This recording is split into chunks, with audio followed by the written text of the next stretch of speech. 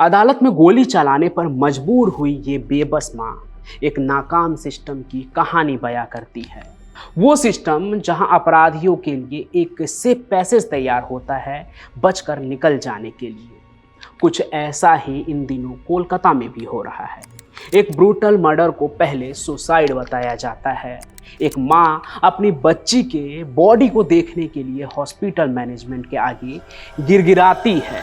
एक बार दिखाओ हमारी बच्ची का मुंह, एक बार दिखाओ, हमको नहीं दिखाया गया। और जब इंसाफ की बात होती है तो असली कातिलों को बचाकर संजय रॉय जैसे मुहरे को आगे परोस दिया जाता है।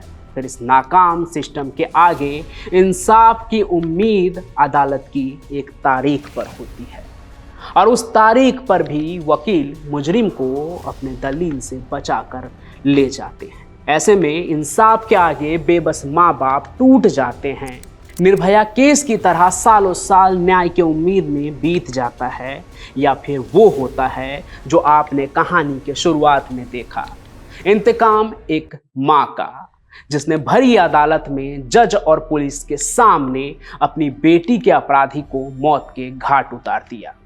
तो कैसे एक नाकाम सिस्टम ने एक माँ को हत्यारिन बना दिया, वो कहानी आप एकदम सिलसिलेवार तरीके से सुनिए।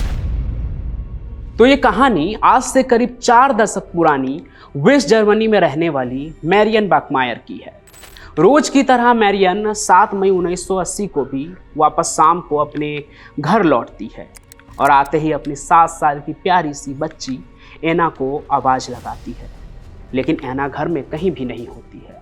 एना को अक्सर ही अपने माँ के गैर मौजूदगी में घर पर अकेले ही रहना होता था। तो अक्सर ऐसे में एना क्या करती थी, खेलने के लिए पड़ोस में चली जाती थी और शाम होते ही वापस घर भी लौट आती थी। लेकिन उस शाम ऐसा नहीं हुआ। वो घर से निकली तो पर देर रात होने के बाद भी वापस नहीं लौटी। मैरियन उसे ढूंढने की काफ़ी कोशिश करती है, पर एना आस पड़ोस में कहीं भी नहीं मिलती है। फिर अंत में जाकर वो पुलिस के पास पहुंचती है, उसके गुमशुदा होने की रिपोर्ट लिखवाती है, इस उम्मीद में कि पुलिस वाले उसे ढूंढ ही लेंगे।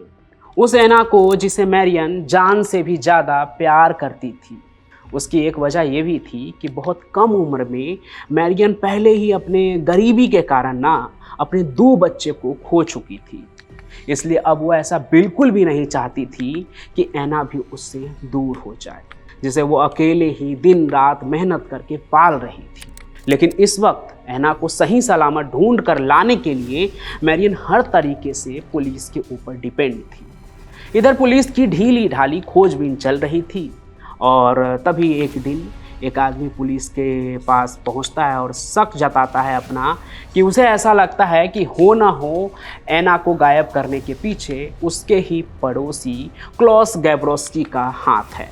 वो इसलिए क्योंकि वो एक हिस्ट्री सीटर था। लड़कियों के साथ क्राइम करने के कई मामले उस पर पहले भी चल चुके हैं। पुलिस के ऊपर एना को ढूंढने का काफ़ी प्रेशर था, तो उन्होंने गैब्रोस्की से पूछताछ शुरू कर दी, जिसमें उसके हरकतों को देखकर पुलिस का शक और भी गहरा गया। जिस तरह से वो बात कर रहा था वो बहुत ही अजीब था। फिर आगे जब उससे सख्ती से पूछताछ हुई तो मैरियन के कलेजे के टुकड़े टुकड़े हो गए, क्योंकि गैब्रोस्की ने मैरियन की फूल जैसी 7 साल की बच्ची एना के साथ रेप किया और फिर उसे मारकर पास के नहर में ठिकाने लगा देता है। पुलिस के सामने गैब्रोस्की के कबूलनामे ने एक ही झटके में मैरियन की पूरी जिंदगी तबाह कर दी, उसके जीने की उम्मीद ही खत्म कर दी। हालांकि पुलिस ने गैब्रोस्की को गिरफ्तार कर लिया था और रोज ही एना के रेप और मर्डर को लेकर अदालत में तारीख लगती और रोज ही सुनवाई होती, और उस सुनवाई में मैरियन किसी लाश की तरह इंसाफ की उम्मीद में अदालत में खड़ी रहती थी कि किसी दिन तो जज साहब अपने कानून का हथौड़ा चलाएंगे और कहेंगे कि एना के साथ हैवानियत करने वाले को फांसी की सज़ा मुकर्रर की जाती है।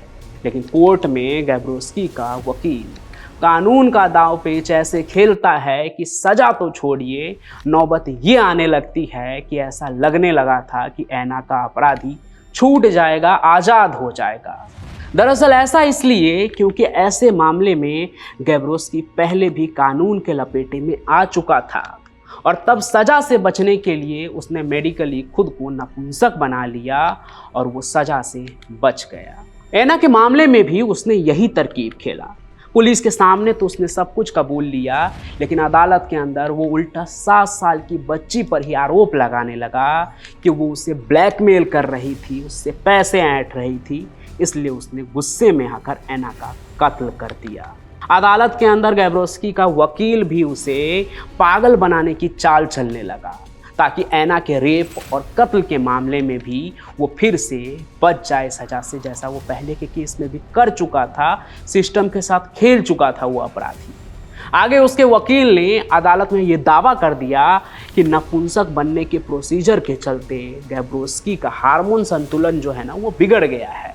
इसी चलते उसे गुस्से का भयंकर दौरे पड़ते हैं और इसी मेडिकल कंडीशन के वजह से ही ऐना के साथ भी ऐसा हो गया।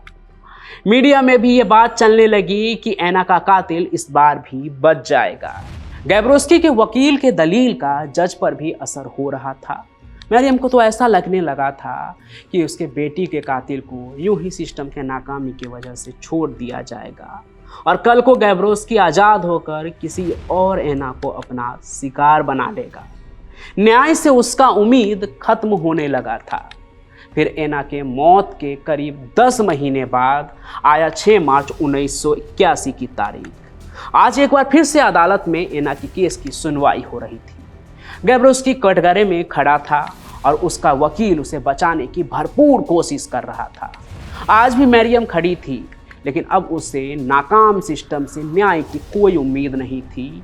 वो आज अपना इंतकाम लेकर इंसाफ लेने आई थी खुद से। तो उस रोज कोर्ट में लंच ब्रेक के बाद जब सुनवाई दोबारा से शुरू हो रही थी, तब मरियम ने अपने पर्स से .22 कैलिबर की बेरेटा पिस्टल निकाली और कटघरे में खड़े गैब्रोस्की को गोली मार दी। मरियम के मन में गुस्सा इतना था, इस कदर था कि वो एक गोली पर नहीं रुकी, बल्कि भरे अदालत में जज और पुलिस के सामने 8 की 8 गोलियां गैब्रोस्की के सीने में उतार देती है ताकि उसके बचने की कोई उम्मीद ही न रहे। और फिर उसकी लाश को मरियम नफरत भरी नजर से देखती है और कहती है, सुअर तू यही डिजर्व करता था। और कुछ इस तरह एक नाकाम सिस्टम ने एक माँ को हत्यारिन बना दिया। लेकिन लोगों के लिए मरियम गैब्रोस्की की हत्या करने के बाद हीरो बन गई थी। हर तरफ उसके ही चर्चे थे। साथ ही लोगों में ये गुस्सा भी था कि आखिर मरियम को गिरफ्तार क्यों किया गया, उसे रिहा कर देना चाहिए। हजारों लोगों ने उसके रिहाई के लिए लेटर भी लिखे, लेकिन कानून के नज़र में मरियम अब कातिल बन चुकी थी, जिसे सज़ा बहुत जल्दी मिल गई। हालांकि रियायत भी बढ़ती गई, उसे सिर्फ 6 साल की सज़ा सुनाई गई। उसमें भी 3 साल की सज़ा पूरा करने के बाद उसे रिहा कर दिया गया। आगे चलकर मरियम की यह कहानी इतनी पॉपुलर हुई कि उसने अपनी बेटी के रेपिस्ट और मर्डर से बदला खुद लिया, अदालत के अंदर गोलियां चलाकर, कि उस पर आगे चलकर नाटक बने, डॉक्यूमेंट्री और फिल्म भी। उसी फिल्म में से एक फिल्म का वो सीन है जिसे आपने कहानी के शुरू होने वक्त देखा था। इन दिनों कोलकाता में डॉक्टर के रेप और मर्डर केस में भी जिस तरह से जांच को लेकर मजाक चल रहा है और ख़ास करके लड़की के परिवार वालों को जो झेलना पड़ रहा है ना, ऐसे में फिल्म का ये सीन भी खूब वायरल हो रहा है कि न्याय सिस्टम से नहीं मिले तो मजबूरन लोगों को न्याय से हार कर ये कदम भी उठाना होगा। हालांकि कानून अपने हाथ में लेना समझदारी कहीं से भी नहीं है।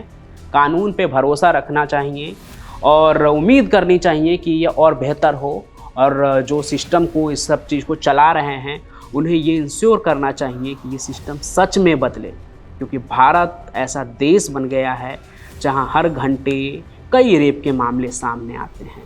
ऐसे में ये बहुत ही सोचने वाला विषय है। बाकी इस पर आप क्या सोचते हैं वो कमेंट ज़रूर करें।